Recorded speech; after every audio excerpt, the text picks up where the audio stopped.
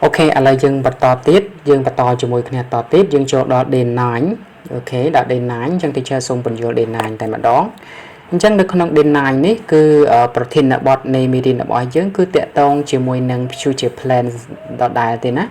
cứ tẹt tông cho môi nâng future plans đó đại tế cứ dừng rin cho môi nâng be going to tẹt tông cho môi nâng be going to chẳng teacher xong rung lực một đòn tiết nè na đại mình toàn ban nơi mơ mirin on be going to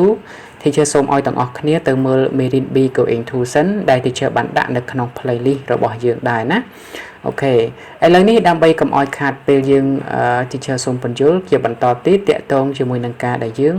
នឹងធ្វើនៅ package របស់យើងតាក់ទងនៅក្នុង day9 អូខេអញ្ចឹងនៅក្នុងនេះគេមានការបញ្យល់បន្តិចដែរទីchơiសូមអានជូន when do we use be going to មានន័យថាតើយើងប្រើប្រាស់ be going to នឹងនៅពេលណាអូខេWe use it to talk about plans, things we intend to do in the future. មានន័យថាយើងប្រើប្រាស់ be going to ហ្នឹងដើម្បីនិយាយអំពីគម្រោងការឬក៏ផែនការសម្រាប់ពេលអនាគតណាសម្រាប់ពេលអនាគតគម្រោងការឬក៏ផែនការដែលយើងបំណងនឹងធ្វើហ្នឹង intend to do ហ្នឹងមានបំណងនឹងធ្វើនៅក្នុងពេលអនាគតអាហ្នឹងគេហៅថារបៀបនៃការប្រើប្រាស់ be going to គឺគេប្រើ be going to ហ្នឹងក្នុងគោលបំណងហ្នឹងក្នុងគោលបំណងដើម្បីនិយាយអំពីគម្រោងការឬក៏ផែនការសម្រាប់ពេលអនាគតមានន័យថាគេអត់ធ្វើនៅពេលឥឡូវទេប៉ុន្តែគេគម្រោងថានឹងធ្វើនៅពេលអនាគតខាងមុខអញ្ចឹងណាហ្នឹងគេប្រើ be going to ហើយនឹងទៅជាបញ្យល់លក្ខណៈខ្លីដើម្បីនឹងឲ្យពួកយើងយល់បន្ថែមឲ្យលំអិតបន្ថែមទៀតនោះសូមទៅមើលក្នុងវីដេអូមេរៀនរបស់យើងដែល teacher ដាក់នៅក្នុង playlist teacher ដាក់ថានៅក្នុង day7 part 1ណា day7 part 1អូខេឥឡូវនេះ teacher សូមធ្វើការពន្យល់តែម្ដងនៅក្នុង day9 នេះគឺមាន exercise ចំនួនតែ2ទេគឺ exercise A ហើយនិង exercise B អញ្ចឹងយើងមើលនៅក្នុង exercise A សិនយើងមើលការណែនាំរបស់គេថា please complete the sentences with the affirmative or negative form of be going to and the verbs in the bracket អញ្ចឹងនៅក្នុងនេះគេឲ្យយើង complete ណាគេឲ្យយើង complete បំពេញនេះបំពេញប្រឡោះនេះបំពេញប្រយោគហ្នឹងជាមួយនឹង affirmative ឬក៏ negative អញ្ចឹងនៅក្នុងប្រយោគដែលយើងបំពេញហ្នឹងគឺវាមានពីរប្រភេទគឺវាមានប្រយោគស្របហើយនិងមានប្រយោគបដិសេធអញ្ចឹងបើប្រយោគស្របគឺអត់មាន not ទេប៉ុន្តែបើជាប្រយោគបដិសេធគឺមាន notអញ្ចឹងនៅពេលណាដែលយើងឃើញមាន not ហ្នឹងយើងបំពេញមកប៉ុន្តែយើងបំពេញប្រយោគជាលក្ខណៈបដិសេធទាំងអស់គ្នាតន់អូខេអញ្ចឹងយើងប្រើ going to មកហើយយើងយកកិរិយាសព្ទនៅក្នុងវងកញ្ចក់ហ្នឹងយកមកបំពេញជាប្រយោគណាសរសេរឲ្យត្រូវតាមទម្រង់បែបបទនៃរូបមន្តរបស់ be going to ហើយដូចតែជើបញ្ជាក់ម្ដងហើយម្ដងទៀតអញ្ចឹងដើម្បីនឹងឲ្យយើងដឹងលម្អិតអំពីរូបមន្តអំពីការប្រើប្រាស់ឲ្យបានកាន់តែច្បាស់នោះយើងទៅមើលវីដេអូមេរៀនសិនហើយយើងនឹងមកធ្វើលំហាត់គឺយើងអាចនឹងធ្វើបានដោយស្រួលតែម្ដងពីព្រោះនៅក្នុងមេរៀននោះគឺទៅជើបានពន្យល់លម្អិតតែម្ដងតាំងពីរូបមន្តតាំងពីឧទាហរណ៍និងរបៀបនៃការប្រើប្រាស់ផ្សេងអូខេ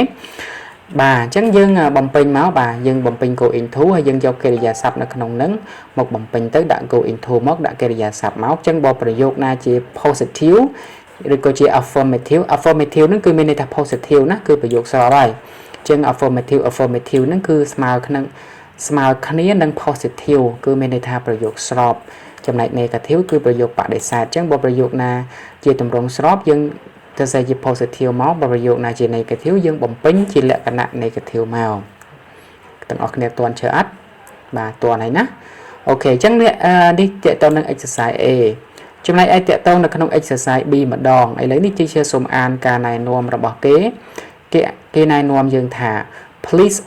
write the words in the correct order to make sentences នៅក្នុងនេះគេឲ្យយើងសរសេរពាក្យឲ្យត្រូវតាមលំដាប់លំដោយដើម្បីឲ្យចេញជាប្រយោគដែលត្រឹមត្រូវអញ្ចឹងនៅក្នុងនេះគឺវាជាប្រយោគរួចទៅហើយប៉ុន្តែវាជាពាក្យដែលគេដាក់មុខក្រោយមិនទាន់តាមលំដាប់លំដោយនៅឡើយទេអញ្ចឹងដើម្បីឲ្យអ្វីដែលយើងត្រូវធ្វើនេះគឺយើងត្រូវយកពាក្យទាំងអស់ហ្នឹងតម្រៀបវាឲ្យត្រូវតាមលំដាប់លំដោយឲ្យចេញជាប្រយោគមួយដែលត្រឹមត្រូវដោយមាន going to យើងឃើញ going to ហើយអញ្ចឹងដើម្បីឲ្យយើងរៀបប្រយោគមួយដែលត្រឹមត្រូវអត់មានអ្វីពិបាកទេគឺយើង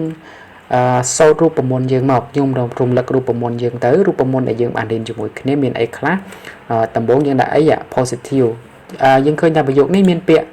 បើសិនជាប្រយោគនេះអត់មានសញ្ញាសួរហើយអត់មានពាក្យ not អញ្ចឹងមានន័យថាប្រយោគនេះជា positive ណាប៉ុន្តែបើសិនជាយើងឃើញប្រយោគនេះមានសញ្ញាសួរអញ្ចឹងប្រយោគនេះជាប្រយោគសួរហើយអញ្ចឹងយើងត្រូវសួររូបមន្តសញ្ញាសួររូបមន្ត question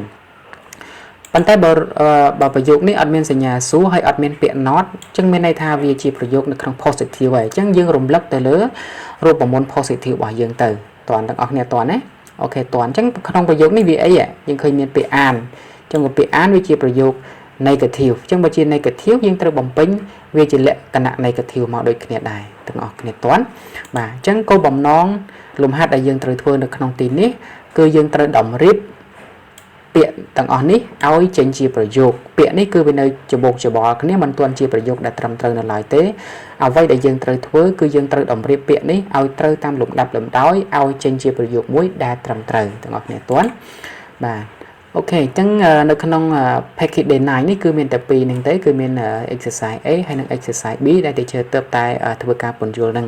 អញ្ចឹងសង្ឃឹមថាទាំងអស់គ្នានឹងយល់ហើយទាំងអស់គ្នានឹងអាចធ្វើបានណាអញ្ចឹង teacher សូមបញ្ចប់វីដេអូប៉ុណ្ណឹងសិនហើយជួបគ្នានៅក្នុងវីដេអូក្រោយដែល teacher នឹងពន្យល់ទាក់ទងនឹង package ទាក់ទងនឹង day 9អរគុណអ្នកទាំងអស់គ្នាជួបគ្នានៅក្នុងវីដេអូក្រោយសូមព្រះអង្គប្រទានពរ